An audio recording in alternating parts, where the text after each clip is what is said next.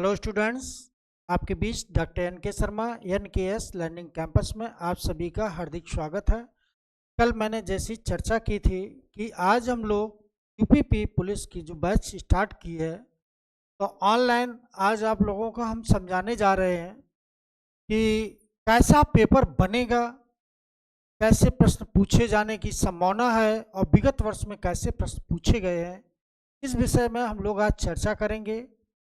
और मित्रों, याद रखना कि NKS लर्निंग कैंपस से जो भी जुड़ेगा तो ये निश्चित है कि सफलता 100% मिलेगी, क्योंकि यहाँ हम लोगों ने एक बहुत अच्छी टीम उतारी है और वो जो टीम है हर सब्जेक्ट में अपने अपने एक्सपर्ट हैं, जिनको 15 साल 20 साल 25 साल तक के अनुभवी टीचर यहाँ पर आए हुए हैं। आज हम खुद पेपर यानी कि जैसे प्रश्न बने हैं उसके विषय में चर्चा करेंगे और कैसे बनने की संभावना है उसके विषय में भी बताएंगे। तो जुड़े रहिए NKS लर्निंग कैंपस के साथ। अभी हम आपको जल्दी से क्वेश्चन सॉल्व करवा रहे हैं, ठीक है। तो ये याद रखना कि वास्तव में कि ये बहुत महत्वपूर्ण टॉपिक है आज, और इसके विषय में आप लोग देखें। जैसे कि पुलिस वाले में क्वेश्चन एक अभी पूछा गया था। क्या क्वेश्चन था कि उत्तर प्रदेश में सर्वाधिक साक्षरता वाला कौन सा जिला है। जैसे आएगा कि उत्तर प्रदेश में सर्वाधिक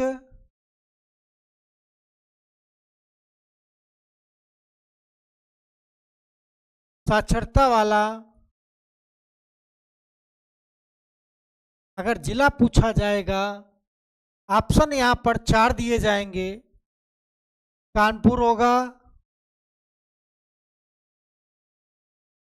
इसके बाद बी ऑप्शन इटावा होगा, सी आंसर और यह होगा, और डी आंसर गौतम बुद्ध नगर होगा। गौतम बुद्ध नगर। अब इसमें पूछा जाएगा कौन सा इसमें सही है, तो क्या लगाएंगे हम लोग। याद रखना कि गौतम बुद्ध नगर। अगर ये सर्वाधिक साक्षरता वाली बात करेगा तो गौतम बुद्ध नगर लगाएंगे। अगर इसी जगह पुरुष साक्षरता यहाँ पर दे देता कि पुरुष साक्षरता सर्वाधिक कहाँ है, तब भी हम क्या लगाते, गौतम बुद्ध नगर लगाते। अगर मित्रों इसी जगह महिला शब्द जोड़ दिया जाता कि महिला की सर्वाधिक साक्षरता कहाँ पर है, तब मित्रों कौन सा लगाते क्वेश्चन, कानपुर लगाते। तो पढ़ने का तरीका आगे चल के इस तरीके क्वेश्चन पूछा जा सकता है, ठीक है। तो इस बार महिला की साक्षरता पूछ देगा तो याद रखना कि तब हमें कानपुर लगाएंगे। क्या लगाएंगे, कानपुर। और अगर पुरुष की पूछी जाए तो गौतम बुद्ध नगर, और टोटल में पूछी जाए तो गौतम बुद्ध नगर। अब मित्रों दूसरा क्वेश्चन देखिए कैसा पूछे जाने की संभावना है। जैसे पूछा जाएगा कि सबसे कम साक्षरता वाला, कि सबसे कम साक्षरता वाला जिला कौन सा है। अब ऑप्शन होगा यहां पर दिया होगा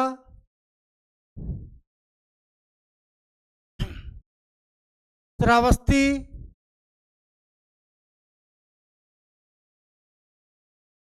answer B Bahraich, number C Etawah और डी गोंडा। अब देखो यहां से हम एक नहीं 3 क्वेश्चन निकालते हैं आपको। तो मित्रों जब सबसे कम साक्षरता पूछा जाए उत्तर प्रदेश की, यूपी की, ठीक, तब क्या लगाएंगे, श्रावस्ती लगाएंगे। देखो यहां से हम कितने क्वेश्चन निकालते हैं।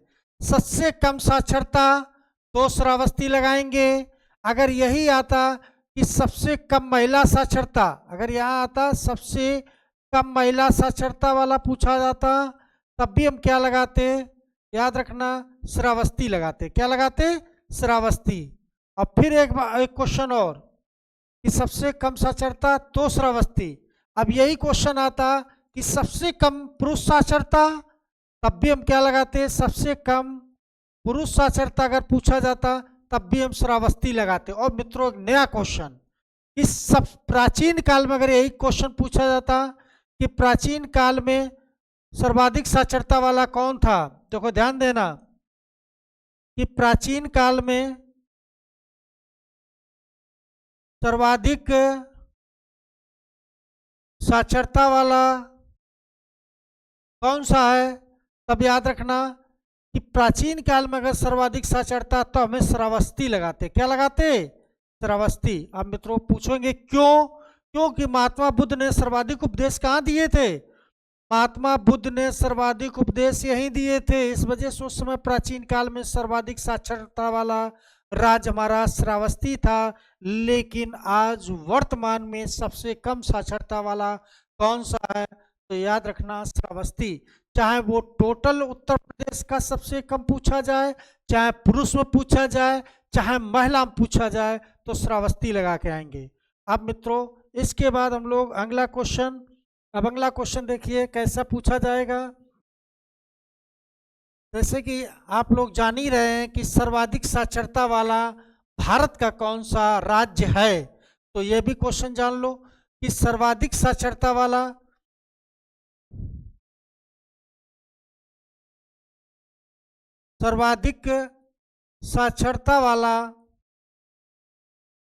भारत का कौन सा राज्य है, कौन सा राज्य है, सभी को मालूम होगा। यहाँ ऑप्शन होगा केरल है, केरल के बाद मिजोरम है, मिजोरम, फिर इसके बाद मिजोरम के बाद गोवा है, गोवा के बाद त्रिपुरा है, डी आंसर त्रिपुरा है। तो क्या लगाएंगे मित्रों, तो सबे मालूम है कि केरल है, सबसे ज़्यादा साक्षरता केरल में है, चाहे ये पुरुष हो चाहे ये महिला हो, सर्वाधिक साक्षरता केरल की है। और सबसे कम अगर होता, यहाँ सबसे कम साक्षरता वाला उत्तर प्रदेश का कौन सा है, तो क्या लगाते मित्रों, बिहार लगाते। क्या लगाते, बिहार लगाते। ठीक, बिहार के बाद सबसे कम साक्षरता अगर पूछा जाता तब राजस्थान लगा देते। लेकिन 2001 में सबसे कम साक्षरता महिला की पूछी जाए 2001 में, तो सबसे कम साक्षरता महिला की तो राजस्थान था। लेकिन आज वास्तव में 2011 में सबसे कम साक्षरता महिला वाला वो बिहार है। तो इस तरीके का क्वेश्चन पूछा जाएगा। अब अगला देखिए कि कैसा क्वेश्चन और पूछा जाएगा कि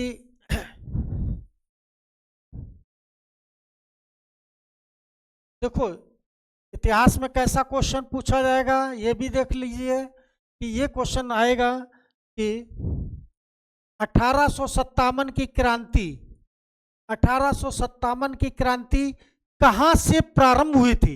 ऑप्शन होगा यहाँ पर कि बैरकपुर, फिर दूसरे में बी आंसर होगा मेरठ, और सी आंसर होगा कानपुर, और डी आंसर होगा दिल्ली। तो क्या लगाएंगे मित्रों, याद रखना कि वास्तव में सबसे पहले 1857 की क्रांति कहाँ से हुई थी, बैरकपुर से हुई थी। इसके बाद कहाँ पहुंची, मेरठ में हुई, और इसके बाद कहाँ पहुंची, दिल्ली में हुई, और दिल्ली के बाद कहाँ आई, कानपुर में हुई। तो मित्रों तो ये क्रम याद रखना, ठीक है। अगर ये क्रम पूछा जाए तो इस तरीके से लगा के आएंगे। अब ये पूछा जाता है कि यह भी कई बार क्वेश्चन पूछा गया है, क्वेश्चन नंबर 2 कि 1857 की क्रांति का नेतृत्व दिल्ली में कौन कर रहा था।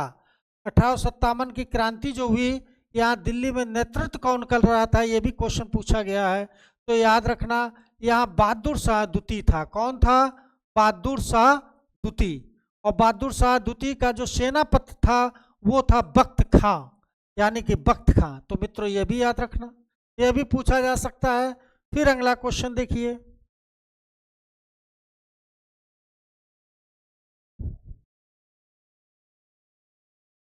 अब ये क्वेश्चन बनेगा कि ये क्वेश्चन सब आए हुए हैं उसी के अनुसार हम बता रहे हैं जैसे अगला क्वेश्चन बनेगा कि 1857 की क्रांति, 1857 की क्रांति, चूंकि ये उत्तर प्रदेश का एग्जाम है इस वजह से जरूर यहाँ पढ़ के जाना कि 1857 की क्रांति लखनऊ का नेतृत्व किसने संभाला था।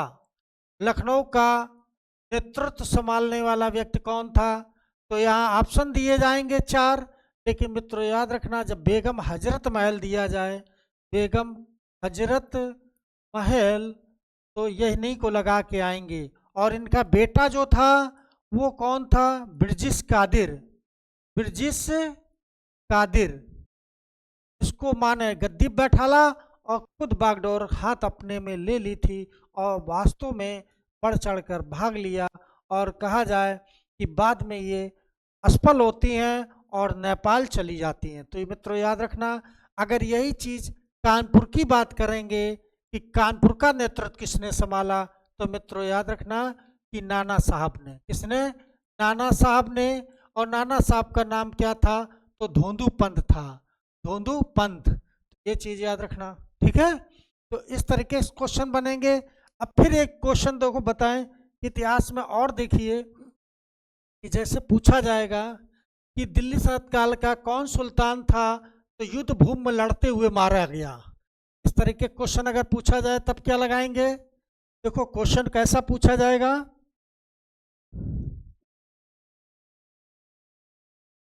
दिल्ली सल्तनत काल का कौन सा सुल्तान था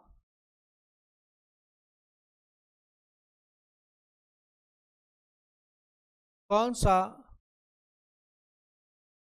सुल्तान था जो युद्ध भूमि में मारा गया, जो युद्ध भूमि में मारा गया। अब यहाँ ऑप्शन याद रखना कौन था, बहलोल लोधी दिया जाएगा, बहलोल लोधी, इब्राहिम लोधी,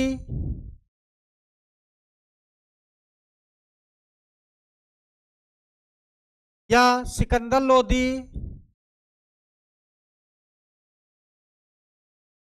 या दी आंसर अकबर। कौन होगा, तो याद रखना कि यह ऑप्शन आप तुरंत लगा देंगे, इब्राहिम लोधी।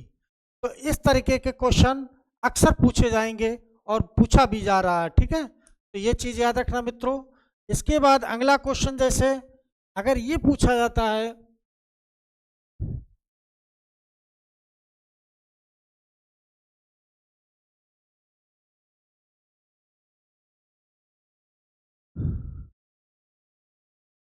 जैसे दिवस पे क्वेश्चन अक्सर बनेगा कि ओजोन दिवस कब मनाया जाता है। जैसे ओजोन दिवस हो गया,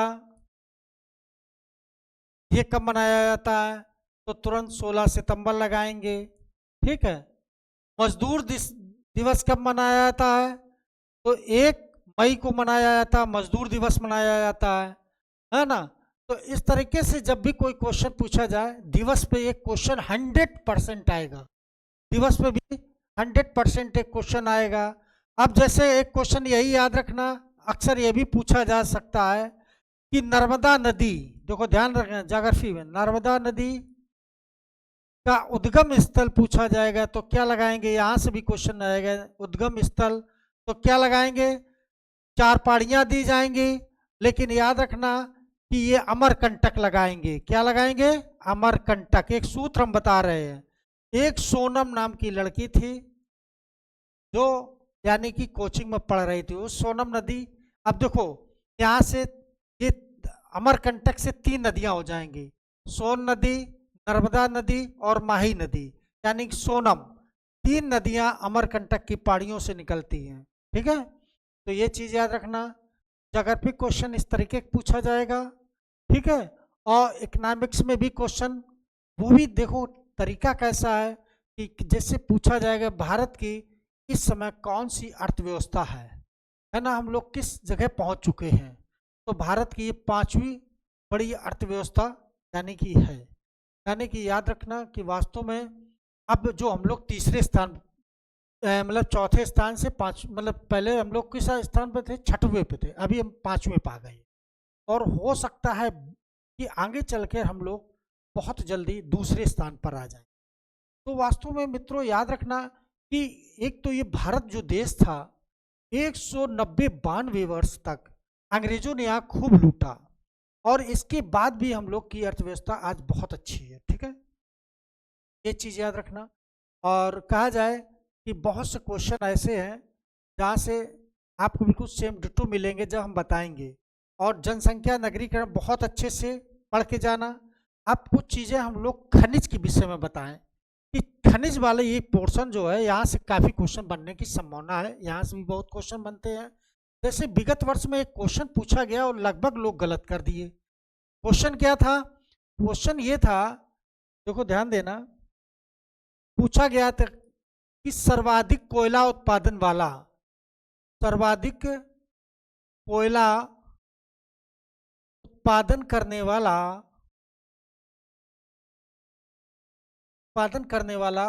राज्य कौन था? तो यहां पर दिया था, ऑप्शन दिया था झारखंड, बी आंसर बिहार, और सी आंसर वेस्ट बंगाल, और डी आंसर दिया था छत्तीसगढ़। तो मित्रों याद रखना, सभी लोग क्या लगा दिए? झारखंड, जबकि क्वेश्चन गलत है। इसमें उत्पादन अगर पूछा जाएगा तो छत्तीसगढ़ लगाएंगे, और भंडार पूछा जाएगा तो हम लोग भंडार, अगर भंडार पूछा जाए तो झारखंड लगाएंगे। लेकिन कभी भूल से आप ये ना लगा देना कि उत्पादन में झारखंड, तो गलत हो जाएगा। ठीक है, तो ये चीज़ याद रखना। दूसरे स्थान पर झारखंड है और तीसरे स्थान पर वेस्ट बंगाल है, तो ये क्वेश्चन याद रखना। अब दूसरा क्वेश्चन कि सर्वाधिक अगर पूछा जाए हीरा उत्पादन में कौन है तो एमपी लगाएंगे, और सर्वाधिक अगर सोना उत्पादन में कौन है तो कर्नाटक लगाएंगे। सर्वाधिक चांदी उत्पादन में तो राजस्थान लगाएंगे। और अगर उत्तर प्रदेश में निश्चित क्वेश्चन बन सकता है कि उत्तर प्रदेश का मात्र एक जिला जो यूरेनियम सिटी के नाम से, यानी कि यूरेनियम उत्पादन करने वाला है, तो उत्तर प्रदेश में मात्र एक ललितपुर झांसी पड़ता है, तो याद रखना वो है। और कहा जाए कि भारत में सबसे पहले मंदिर की जब व्यवस्था बनी तो दशा अवतार मंदिर जो झांसी में है, ललितपुर में, वो भारत का पहला मंदिर था। ठीक है, गुप्त काल में मंदिरों का निर्माण हुआ, तो ये चीज़ याद रखना कि वहाँ पहला मंदिर बना, और वहीं पर सबसे पहले यूरेनियम की अगर खोज हुई तो यहीं पर। ठीक है, तो इस तरीके से ये क्वेश्चन पूछे गए हैं, और कल हम आपको बहुत से अच्छे क्वेश्चन बताएंगे, क्योंकि अब क्लास ओवर हो गई है, दूसरे लोग आएंगे। और वास्तव में हम लोग यहीं पर सारी क्वेश्चन रटा देंगे। पुलिस के जितने भी जिस टाइप के भी प्रश्न बनेंगे, ये जान लो कि मेरे यहाँ एक ही टीचर पर्याप्त है, लेकिन यहाँ पर पूरी टीम लगाई गई है। पूरी टीम अपना अपना नेतृत्व करेगी और बहुत बेस्ट देने का प्रयास हम लोग कर रहे हैं, जिससे एनकेएस लर्निंग कैंपस में जो लोग जुड़ेंगे तो ये जान लें कि उन्हें सफलता मिलना निश्चित है। और इसके बाद हम लोग कल जो पेपर सॉल्व कराएंगे, विगत वर्ष के 2 पेपर कल सॉल्व करवाएंगे जीएस के। इसके बाद मैथ का भी होगा, रीजनिंग का होगा और हिंदी का भी होगा। तो मिलते हैं हम लोग कल पुनः फिर।